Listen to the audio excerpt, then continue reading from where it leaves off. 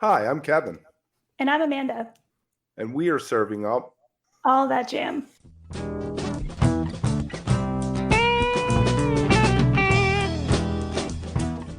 A lighthearted look at the weekend jam bands.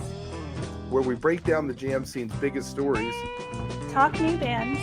upcoming tours, And show reviews. A little laughing, some hot takes, and an always positive message for the community. Week of February 19th, 2024 Frankie and the Witch Fingers.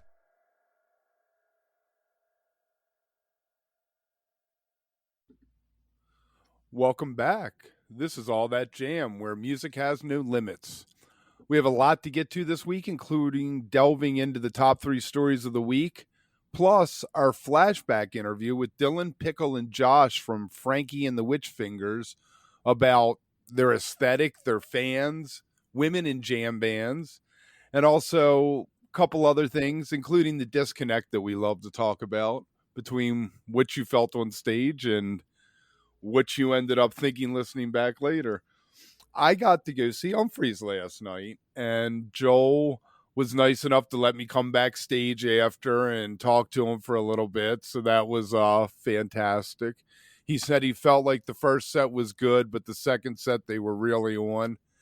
And I agree, even though I had a great time for all of it. They did a cover of In Bloom by Nirvana, which I'm not sure if they do. Umphrey's people would know better.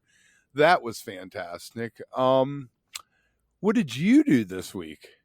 Hey, Kevin. Well, first, I must say that I just love the honesty of somebody like Joel. And I think that's him. But I also think maybe being in the community for so long, you are realizing it's okay to say that, and that you're still an incredible musician. And of course, they are amazing. So I'm so glad that you got to check that out. This weekend, I did a little merch for High Hawks, and High Hawks is, in my mind, almost a super group in itself. Vince Herman, Will Trask of Great American Taxi, Adam Gruhl, of course, Tim Carbone, who we've had on the show. They have a new album out called Mother Nature's Show, just released a couple days ago. It's excellent. And I got to do a little bit of work for them here in Denver at Ophelia's, which is such a cool venue. It's a very unique spot. The weather sucked. It was really icy. I'm not sure how I got home. It was a little dicey there, totally worth it, and a huge crowd to support them, which was really great. Nice. Yeah, Tim Carbone said that we are not a super group. I believe I he told us know that. he did, but you know what? You are kind of. No, You it's a are. great project, and we say that because they're super, right? They're all incredible musicians who have played or play with other fantastic bands, and so you've got a lot of talent, and the joy that radiates from that stage. Anytime I've seen High Hawks, which is more than a few times, is palpable, and it's just so much fun. And they work so well together with all that incredible talent, allowing everybody to have their chance to shine. They do. It's a very relaxed feeling that they have. I think they really respect each other, have a good time. And part of me wonders, similar to a tab situation, is that because this is not for any of them their primary gig, right? This is Right. something they do. They truly love it. And I think it's awesome. So, really glad I got to go. I did not see them in Boulder on Saturday at E Town. I'll be honest, I don't like going to shows there. It's a sit down church pew kind of place, not my jam. But they sold it out, and I'm glad that they got to do that. E Town. What does Yeah. that mean? Well, so E Town kind of has an interesting history. I've seen Railroad Earth there. I've seen a couple bands, and if you want, I can just talk, just a little bit about it. So E Town's been around for a little over 30 years, and it's this multi-purpose building in downtown Boulder. Um, they have a music venue, they have a recording studio, community center, and basically they are a community type of place where people can go and get live music. They also do a lot on the radio. The people who own it are huge music fans, and they tend to have events there that are more akin to a Garrison Keeler type of situation, if that makes any sense, some Yeah. storytelling. Um, but I think in terms of the ambiance that I personally go for, it's not a place that I run to, but I respect and appreciate what they do. Yeah. Yeah. Last night I got to go to the Brooklyn Bowl in Philly, which I'd never been to, it was cool. It's right next to the Fillmore, which I found strange to have two music venues like butted up against each other. I was like, what do they do if there's two huge shows at one at each venue? Because there was no parking anyway. Oh You God. know, Yeah, nowhere to park. Yeah, that gets dicey. I guess maybe these days they're figuring, well, either figure it out yourself or enough people take car service that maybe less people need to find parking. I don't know. if Denver's pretty good with parking, I have to right, say. if only we had better ground transportation, high I- speed trains. You know, I can't. I live out. I don't even live in the country. I live in the far flung suburbs. But short of going into the next county, I can't even get a bus. Oh, wow. Yeah. No, I get it. I get it. I've lived in places like that too, where plans had been in the works for decades, Right. literally. And And in Europe, you go to a train station, and within 15 minutes, you're on a train going where you want. yeah, don't get me started on Amtrak, Kev. I can't even go there. But yes, agree. Well, you know, Southwest Airlines spend a lot of money lobbying Congress to stop high speed trains. Of course they did. So, you know, they know that would be their downfall. If you can get from Chicago to New York in 3 hours on a train, why do you ever need to get on an airplane again? Yeah, or just take 3 days and do it on the train. Right. Yeah, my one of my professors in college suggested that I take a train ride across the country. She said, "I think it would really help your writing to spend a few weeks on a train," and never Mm. did it. Maybe I'll have to one day. Well, let me know. You can come out here and take the train to Utah. That's Yeah, 15 hours, and it's beautiful, beautiful. right. Yeah, it's a very romantic thing, I guess. Yeah. Yeah, I truly believe that there are as many songs written about trains in the American songbook as about love. Right. And I guess in terms of, that feel, that vintage feel, Amtrak hasn't updated the interior of their trains in about 80 years. So you can really live in that moment in time if you want. Seriously. Yeah, it's rough. It is. Definitely rough, but it's so quick from Baltimore to New York. I'll tell you that. Well, I'll that's give nice. them that Yeah. ride. Yep.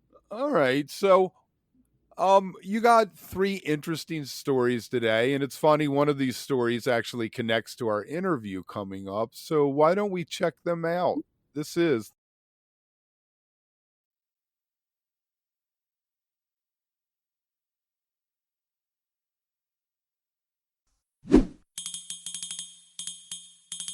The top three stories of the week.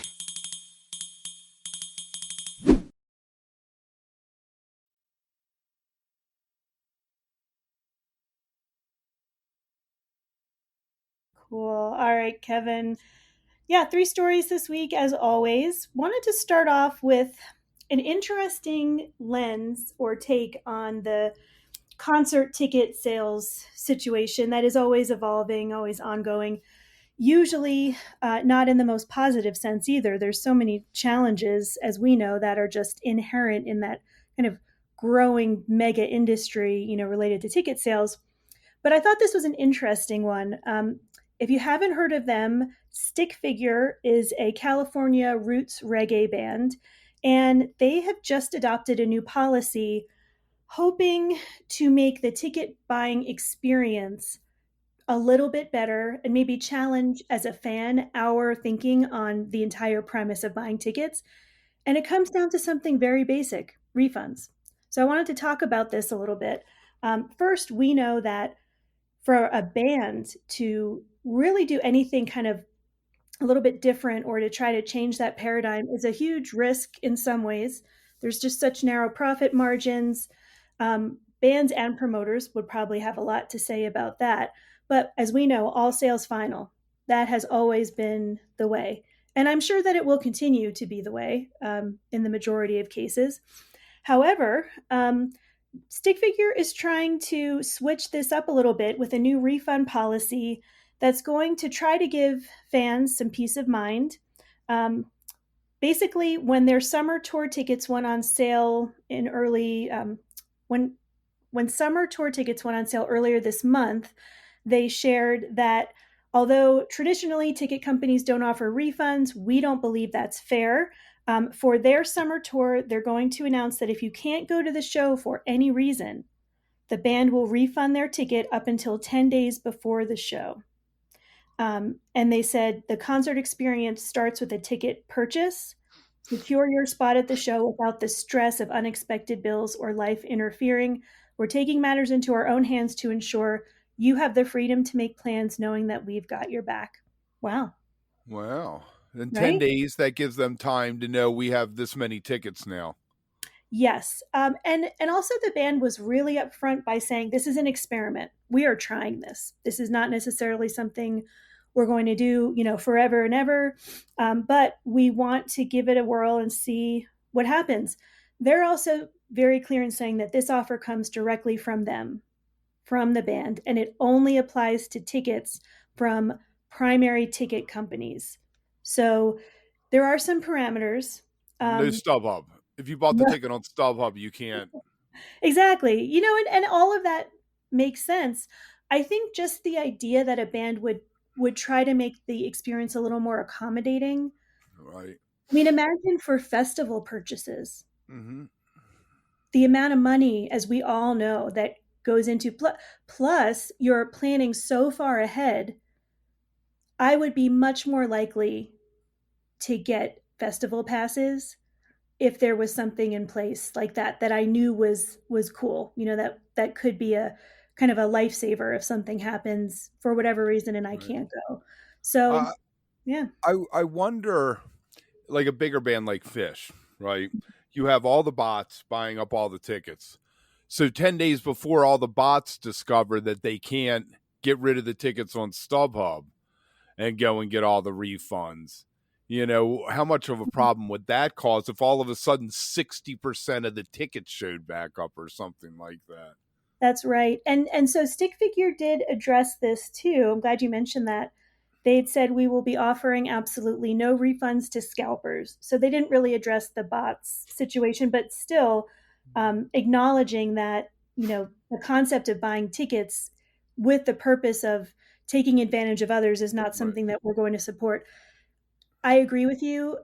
Mo fans, more problems, right? Like there's going to be more issues the larger the band is, but I don't know.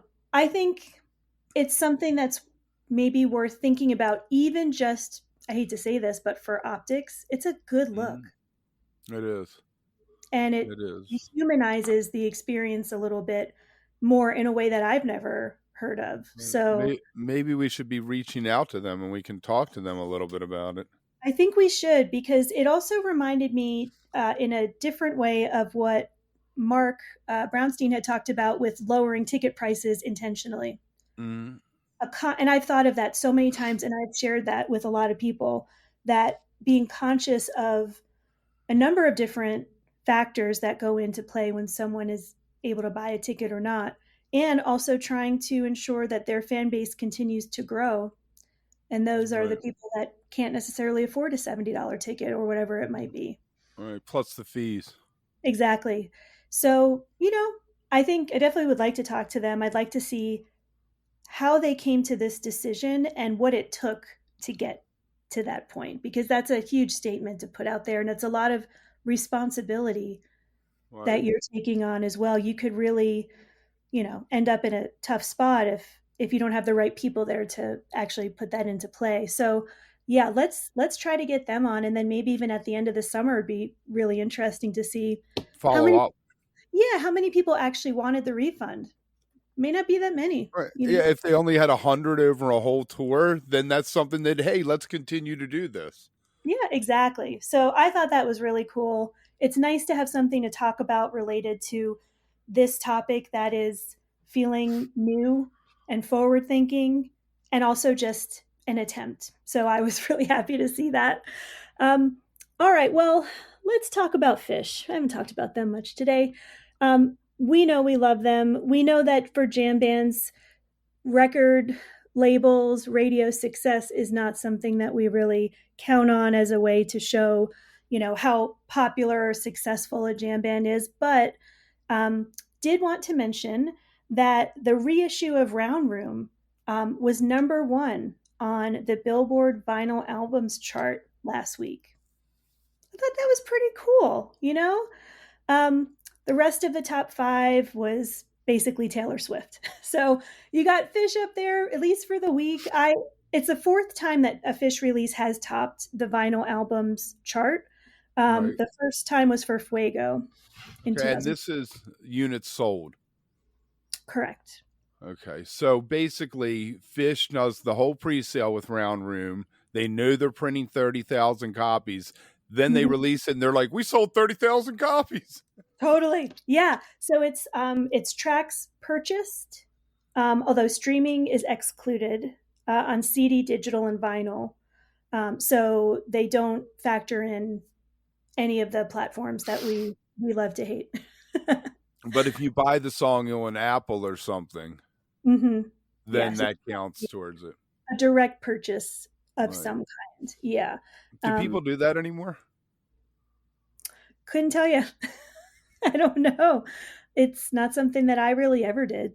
Well, YouTube, as weird as that sounds, any new album you can find, somebody puts it up on there, and any old album. I mean, it's I a know. great resource. Yeah. And you know what? I like Round Room. I mean, that was released in 2002. I couldn't believe it, actually. It just doesn't seem like it could be that long ago. I consider that one of their more current albums, but that just Right. shows where my head's at and how old I am, But Right. some really great songs on there. And it's just nice to see that sometimes the groundswell of support that we know is so present makes it somewhere in the mainstream. When I was younger, that would have been a point to share with my family, who always made fun of me for going to see them. Hey, guess what? Right. But, I'm older now. I don't need to Right. do that. Friday off of Round Room. I don't know why it was never released as a single. It could have been a hit for them, really. Yeah, and there have been a few moments in time like that, and I have to wonder, these are things I get curious about, if it's just not a priority or something, and it takes a lot of money to market those things. I'm sure that there's a number of costs, whether it's time, production, whatnot. But yeah, I love to see this, so that made me happy. I smiled a little bit. Now, I will say, in other news, this also kind of made me chuckle. The Grateful Dead recently broke the record for most albums in the top 40 by any act in history. Mm-hmm. How cool is that? Same model, though. That Yeah. To me, that's the question. Okay, Michael Jackson sold 50 million units, right? All those Dick's picks and Dave's picks that got on there were a 20, 30,000 release. But the thing is, people don't release albums anymore like that. So Right. it seems a little skewed to me, not taking anything away from what they're doing. I mean, they're geniuses that they keep releasing that, and every time it sells out. I mean, that they have that rabid fan base. If other more mainstream acts had that kind of content, they'd be doing the same thing, but they don't. There's Right. no way. Why isn't Pearl Jam? They have tons of archive. Pearl Jam doesn't play by anybody's rules.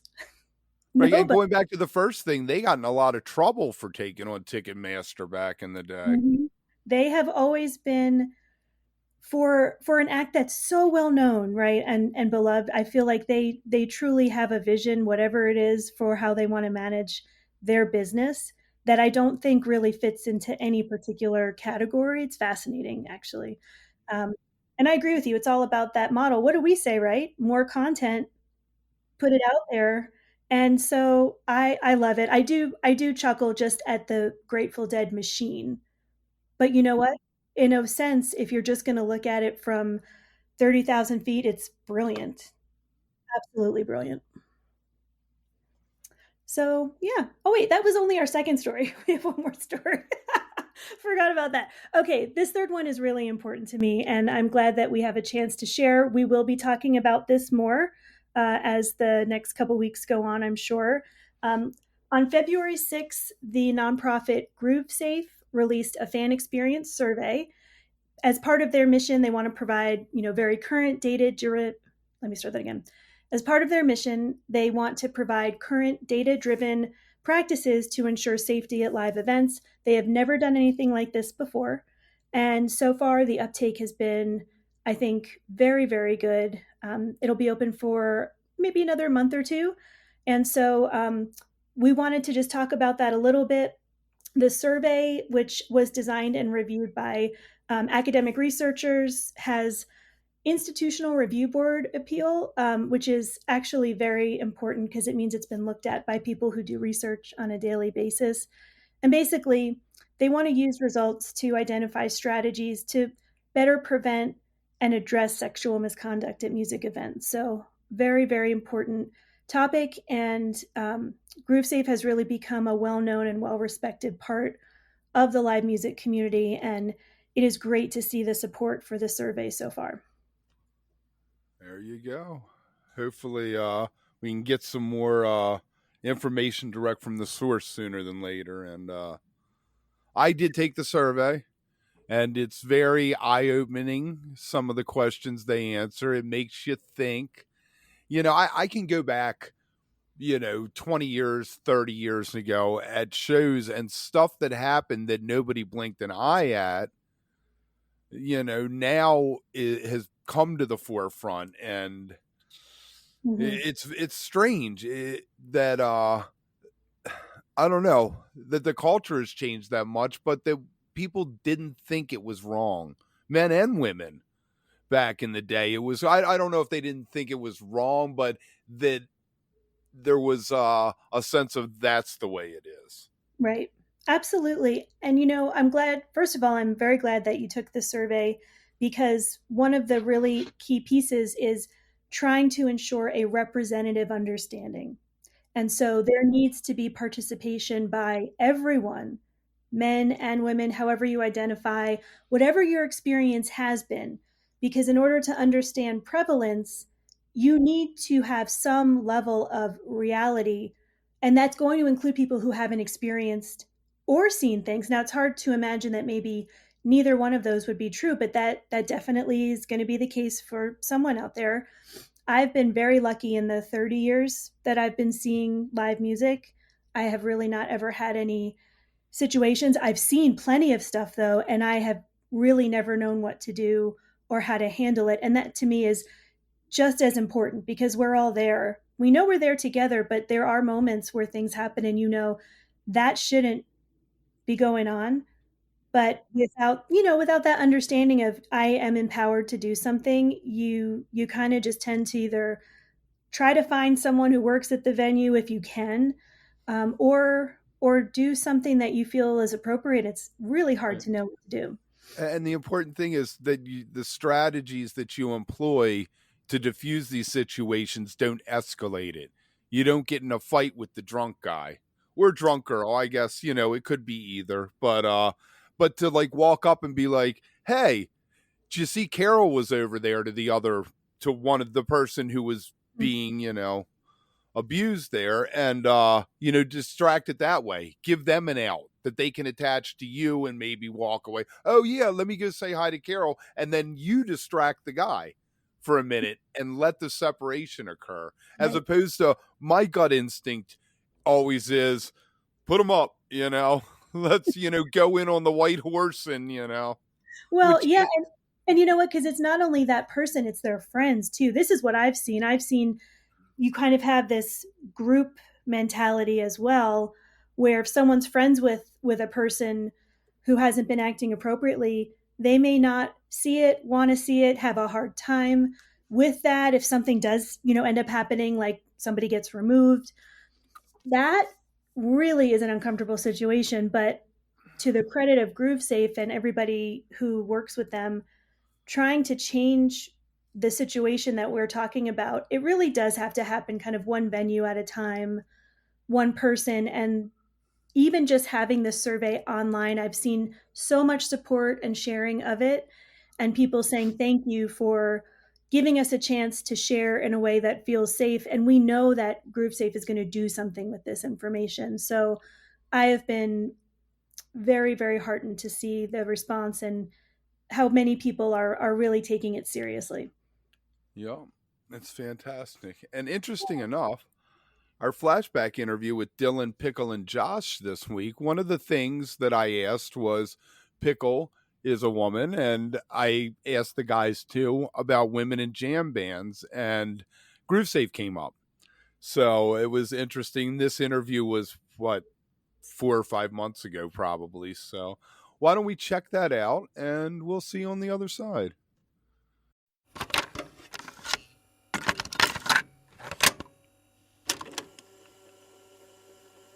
I feel like your visuals, your album artwork, music video, there's an aesthetic to it. How important is the visual art and aesthetics to your overall identity and storytelling?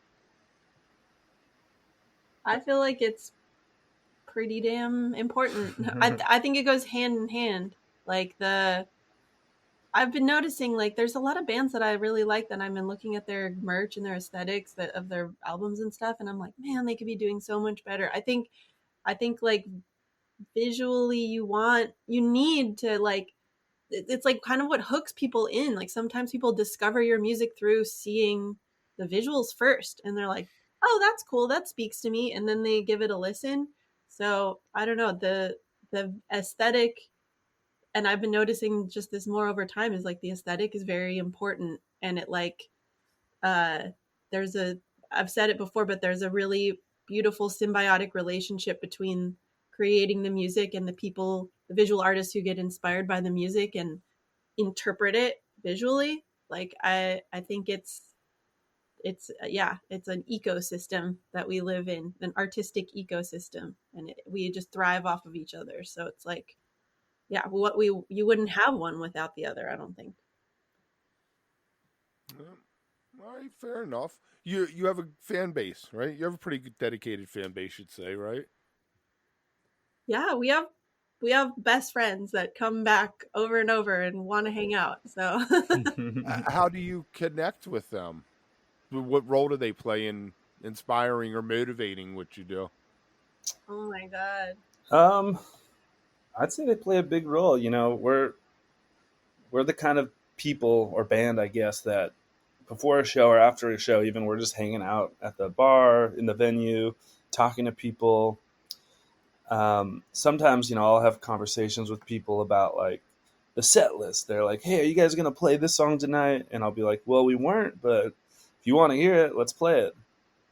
It's, you know, the music's for them anyway. So And we've that's, developed like deeper relationships with a lot of people who've like come over and over again. We have friends who now like fly out for multiple shows, and like we, you know, we hang out. That they've developed from like people who just enjoyed the band to like actual friends that we see now in like multiple cities, or people that we like send funny memes to all the time or whatever. It's cool to see the community around music as a whole, and then I think we're just grateful to be like included in that. And like the more we're going out and playing shows and stuff, the more that community grows. And like you see, I've even seen like people that didn't know each other before the show end up being like best friends, and they met at the show. It's just like you kind of see the like strength in Community. everyone coming together for a purpose. Yeah. There you go. Music often reflects cultural, societal context of our time. And what do you feel like your music speaks to the current state of the world? And if it does, is there a message or commentary that you want people to take away? I mean, we probably all have different opinions on this. My whole thing is, yeah, it has to be of the time, right? Like we're just reflectors of the information we're given. I don't necessarily want like to preach about anything, but I think at least lyrically, the things I like to explore our things I notice about the world. And yeah, if people like that, that's cool. And if people don't listen to that, that's fine too. Right? Do you, as musicians, have any responsibility to say something about anything? I mean, do you feel like there's some bands that, like the Grateful Dead, now the Dead and Company does, but when the Grateful Dead existed, they were very apolitical. They didn't want to say a word about anything. And then you have, the Clash who, who are out there wearing it on their sleeve. I think it just has to come from this is just my personal opinion, but I think it has to come from a real place. Like, if you're being political to be political, then like I don't think that translates. So there's no like one way it needs to be. It's just like, honesty. Like, if someone feels moved enough to talk about an issue or a social thing, then hopefully it's honest. Right. We've had quite a few women from the scene on, and we like to ask this. I've asked a couple guys this too. Why are there not more women in rock and roll bands when their women make up 50% of the population? I think about that fucking every day. I think because it was created by men for men. Like there's a uh innately, like in music and in rock and roll, there's like this peacock element of like elbowing each other out of the way to be like, no, no, no, listen to what I gotta say. And I don't think that is like an inherently feminine thing. And I think it not only did it like keep women out for a while, but it also like I don't know, it's just it was a comfortable environment for men to exist in. And when women would try to enter it, I think it was uh just was not a friendly place for them to be. And I don't think it still is a very friendly place for women to be, but we've gotten so fed up that we're just like, fuck you, we exist too, we're creators too, and we're still fighting to be there and to be seen and to be like valued as someone that contributes. Like, I think about this fucking all the time, and I discuss it with other women musicians all the time. I was talking to Helen Gillet, who is a cello player who does like loop cello and out in New Orleans, and she was telling me how she did a duo thing, and every club wanted to pay the guy more than her. And the dude was like, dude, we're a duo. We're here together. You pay us the same thing, which good for him for stepping up and doing that. But it just boggled my mind that it's 2023 and that's probably what you would deal with if you were out on your own. Oh yeah, I experience sexism very commonly, and these guys witness it like happen. It just happened recently. Someone didn't want to let me in the venue, but my tour manager was next to me and they gave him his credentials but didn't give me my credentials. I was like, I'm performing tonight. Or like, yeah, people making comments, Right, asking us about like how she wants her bass tone or something. They ask him how my bass should sound, and I'm like, are we I'll tell you how I want my bass to sound. That's like a common kind of thing that happens. Or I don't know, the other tour in France, the guy was like, I'll wind your cables for you. And I was like, no, I have a special way I'll wind my cables. And he was like, oh, no, what women want, women get, like, or whatever, and made this big deal out of it. I was like, I'm just trying to wind my fucking cables, man. Like, I just have a way I do it. Don't touch my shit. So sexism is like, it's insidious, and it's like in 2023 it's not as overt as someone grabbing your boob or slapping your ass or being like, no honey, men first. Like, it's not that overt. It's this like underground, much more like silent thing that happens in these very like covert ways, that's just like telling you it's weird you're here. That's the message. It's weird that you're here. We didn't expect you to be here. It's not welcoming. And it's like something that I think about a lot and like feel like I'm actively fighting against. Right. So how do we fix it? Hire more women. I'll hire more women in, like, have more women sound people, more women roadies, more women riggers, more women doing, women don't just have to like be the ticket takers and the merch girls. Like hire more women in production and in booking and in like just give more opportunities to women. It becomes a container that allows more women to come in. We feel more welcome performing there. Like when we see more people like us, more of us show up. Women talk to me every show. Every show that I play, a woman comes up to me and is like, "Thank you for doing this." There you go. The 8x10 in Baltimore. The woman Abigail owns it. So it has a really cool vibe. If you go to their website, they have the 10 Commandments. She's like, be cool. And she, it's really, it's great the way she approaches it. Fun place. Maybe you guys will get there one day. All right. You guys have any thoughts, or Pickles nailed that there. Yeah, she nailed it. We're all observant of the issues that you pointed out, Pickle. And it's just like, I do my best to point it out when I see it. But I feel so lucky to work with women all the time. Some of the best sound engineers that we had on this tour happen to be women, and they were awesome. Have you ever heard of Groove Safe? No, what's that?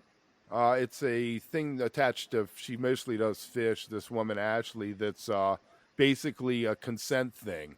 It's to teach people consent, what it means, and also how to deal with situations. You can talk to them if you see something happening, how you deal with that without it becoming confrontational or fights. And she does really great work. But what happened was she got, something bad happened to her at a show. And she started this thing figuring that speaking out about it was better than not saying anything, because I'm sure that people have said nothing for a long time. Yeah, and the education part of it is really noble too. It's like not just speaking out about it in like an angry way, but like coming from a place of like, this is how this could be dealt with in an educational way. Because there is like an unlearning that needs to happen, and that's like, on all points. Like it's been such a male dominated thing for so long that as women are becoming more integrated, like there needs to be an education behind like why that's awesome. And like I saw something like that too at the Empty Bottle. They were doing something like that was like a whole class for the people working at Empty Bottle on how to deal with situations like that, because that isn't really something that's part of like your, like if you work at a venue, that's not something you're trained on, is how to deal with someone who's like assaulting or being like creepy. And yeah, I'm really happy there's like education behind that, because I think that's how you change things. You have to teach people how to behave. Hey, Kevin, I know that there's a little bit more to go with this interview, including a section on the importance of listening, which I found very, very enlightening myself. But before we get back to that, I want to remind everyone we are online at All That Jam Pod on social media, on YouTube as well. So if you're someone that prefers to get your content that way, definitely subscribe. And then, of course, anywhere that podcasts are found, you can find us. And I do find us on some really interesting distribution sites for podcasts. It's quite fascinating. But really, you can find us in so many places, and we would really appreciate anything you can do to share and support. Even just clicking a like button or subscribe would be awesome. Because I know we're coming up to episode 400 very, very soon. Probably this week, actually. Next Tuesday. Next Tuesday. Yes, okay. It'll be the Trichomes as a little peek into the future. Love is it. The interview that day. Yes. Very cool. Well, I guess in that vein, Kevin, do you want to tell us a little bit about what we have on tap for this week? Yeah, we have actually Tuesday, Wednesday, and Thursday. We have 3 getting to knows. Tuesday with Solar Circus, Wednesday with Joe Winograd, who is a poster artist, which is a little diversion from what we normally do. And then on Thursday is Armchair Boogie, who are going to be touring with the Kitchen Dwellers. And On Friday, we got Patty McCain on live versus studio and how one translates to the other. Saturday, we got Joel Saracula on New Visionaries, a project he has. He is a keyboardist and fascinating. You'll want to check that out. And then Sunday, we have Greg Orman from Pigeons Playing Ping Pong back on, talking about improvisation and playing live, because we love to try to peek into an artist's brain there. Oh, that was a great chat. I'm excited to hear that one back. I enjoyed talking with him so much. That was fun. Yeah, he is a great guy. And speaking of improvisation and playing live, this next clip from Frankie and the Witch Fingers, we talk about the spiritual aspect of music, the importance of listening, and what I like to call the disconnect, which is what you thought when you walked off stage and what you thought when you listened to the same performance later. And then lastly, about playing outside of America. They've done a few tours of Australia, and it's fascinating to see the other side, because we talk to a lot of bands that come and tour America and, you know, their impression of America, but what about an American band going the other direction? So let's check that out. Lots of artists speak of transcendental spiritual aspect of their music. Do you believe there's a spiritual dimension into your music? And if so, what is that point of view? I mean, just I agree.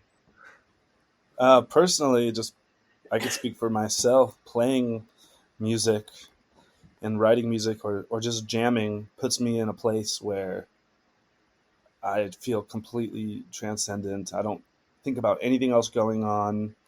I feel like I'm not even on Earth sometimes, especially in the improvisational aspect of things. I just feel like everyone is no longer in this room or on this stage. We're all floating in this space, playing, interacting with sounds, creating magic with each other. And I just for myself, not even, I don't want to say it in like a bragging way, but that's how it feels, that's playing with these people. Yeah. That's beautiful. It's beautiful. I agree with that. Yeah. Okay, go ahead. Just like, it's like presence, like music. There's like no other way to be more present than like listening or actively creating. Maybe there are many other ways to do it, but for at least in my experience, the easiest way to get there, if you're not, someone who meditates or something like that, is listening to music or playing music or actively creating something, or, enjoying art or something that takes you outside of your story and puts you you're still, in the present moment, but you're not your thoughts or your concerns. There's something real like therapeutic and I guess spiritual about that. You gonna roll with that too, Pickle? What do you think, Pick? Yeah, I mean, hey, puppy.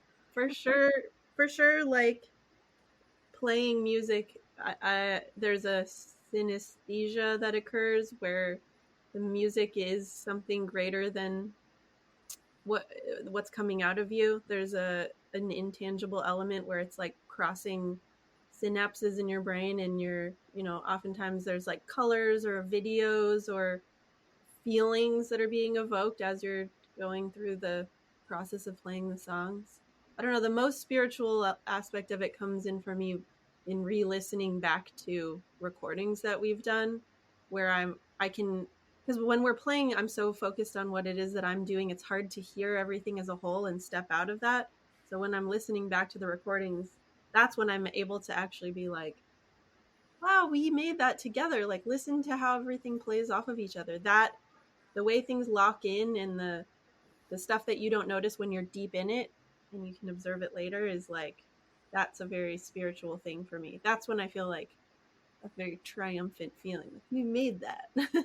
There you go. Well, okay, let me ask you guys this. How do you, while you're creating, stay true to your voice while creating a cohesive whole with all four voices?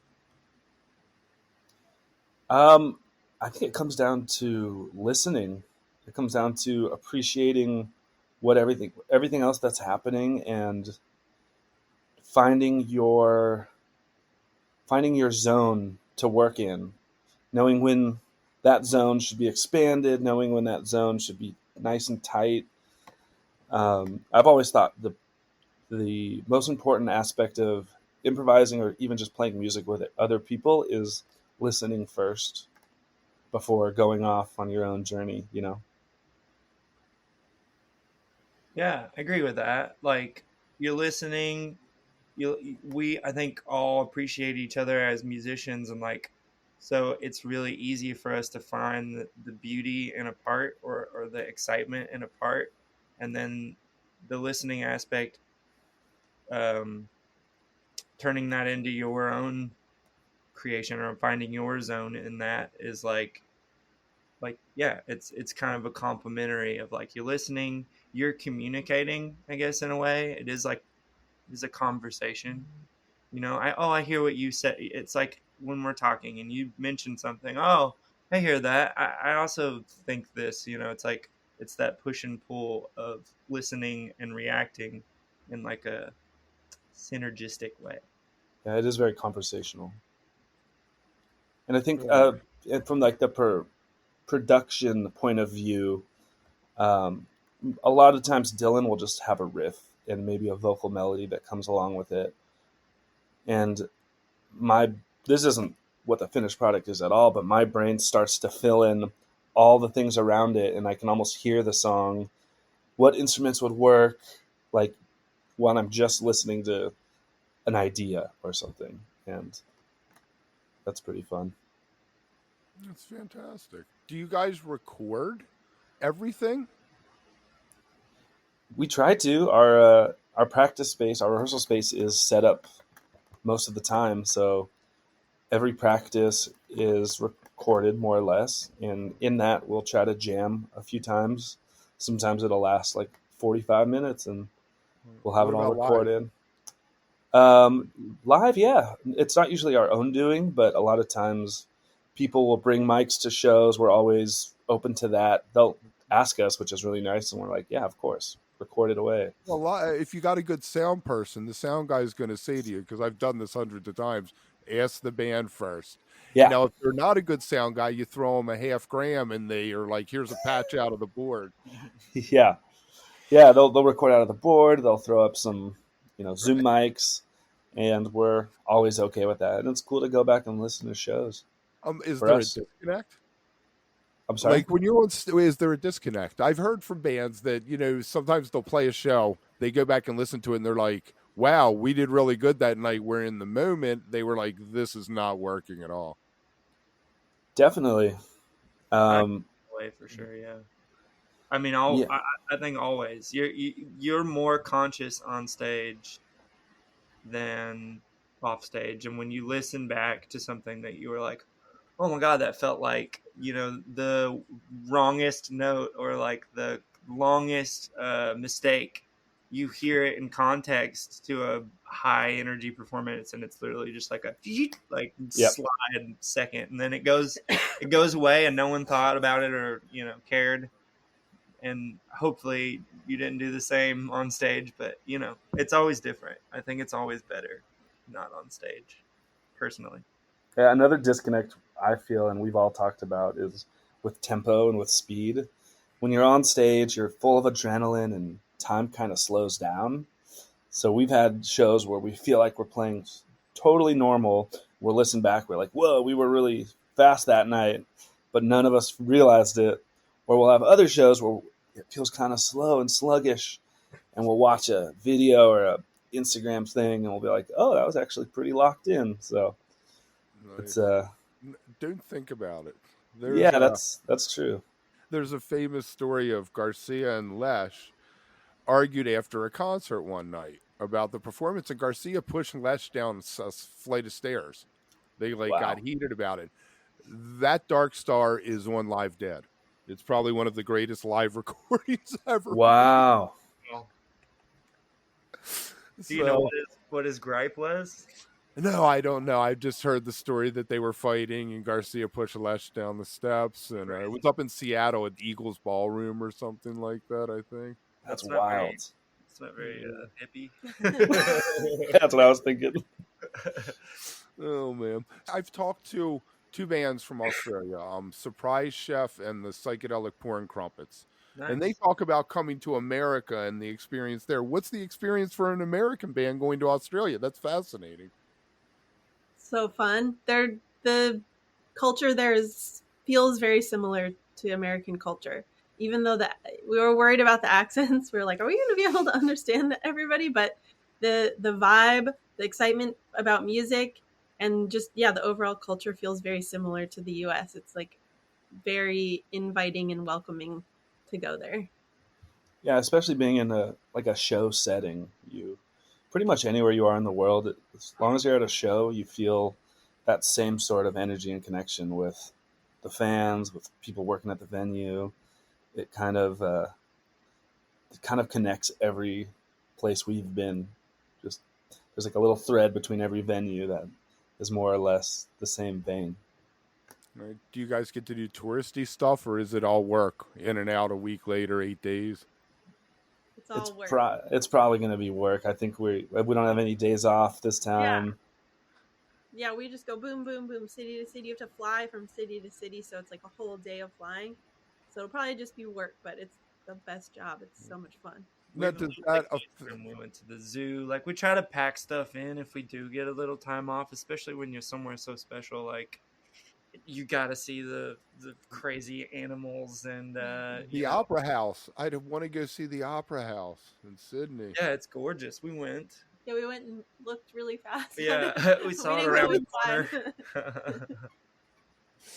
Oh, that's fantastic! I love it. That's the logistics of that are probably pretty crazy too, huh?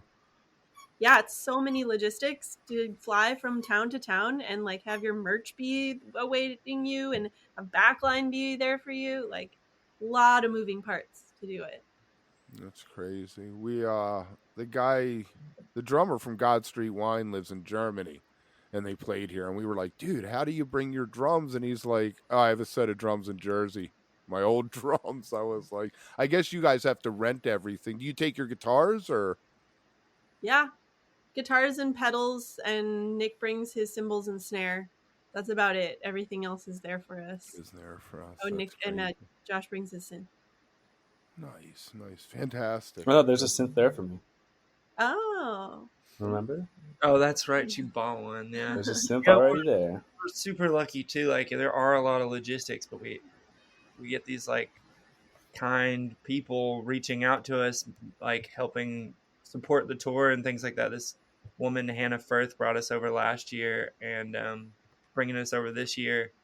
It's just like, it's crazy to think that we're even going to Australia, and then it's even crazier to think that like a lot of the logistics and things like that are already being thought of ahead of time, so that we can just go over and play loud rock and roll. When I was 13, I was so in love with AC/DC, I wanted to move to Australia. Hey, me too, man. That was my favorite band growing up. So I feel you. God love them. I think they're going to tour again. I might have. They're on tour, right? Yeah, they just did the Power Trip. Oh, they just toured. Actually, when Nick, at the end of our last Australian tour, Nick and I had like a whole day. We had a different flight. We had a whole day in Perth, and we got to go to Bon Scott's memorial grave. Oh, neat. Yeah. God bless him. That guy. We took a shot. Talk about a great lyricist. My God. So underrated. Brian Johnson. Yeah. All right. I think we're all in agreement there. We're going to leave it there. Kevin, I wanted to just make a very quick mention of something that we now have available on the website, allthatjampod.com. It is a complete database of all episodes of All That Jam going way back to the trailer, September 22. And so what I find amazing is you can see not only, of course, the amount of our episodes increasing, as the months go on, but the variety of people we're talking to, the topics. I mean, it's pretty amazing. So the database is searchable. It is something where you can go and say you want to find out Alan Evans, how many times has he been on the show? You can search, and all of those episodes, all that content's going to pop up. There's links to everything. And so, I think it's something kind of interesting especially we have so much out there now. It was at episode 391 when I popped it online. So really happy to have it. It's a good record of all the cool people that we've talked to. Where are we finding this? So on allthatjampod.com, there's a page for, I think it's just called Episodes Database. And if you go there, you'll see it embedded, but you can also just link right to the Google spreadsheet, which is viewable for anyone. All right, there you go. We will put a link in the show notes for that. And with that, I will say, stay beautiful, but don't stay underground too long. I'll see you next week, Amanda. All right, Kevin.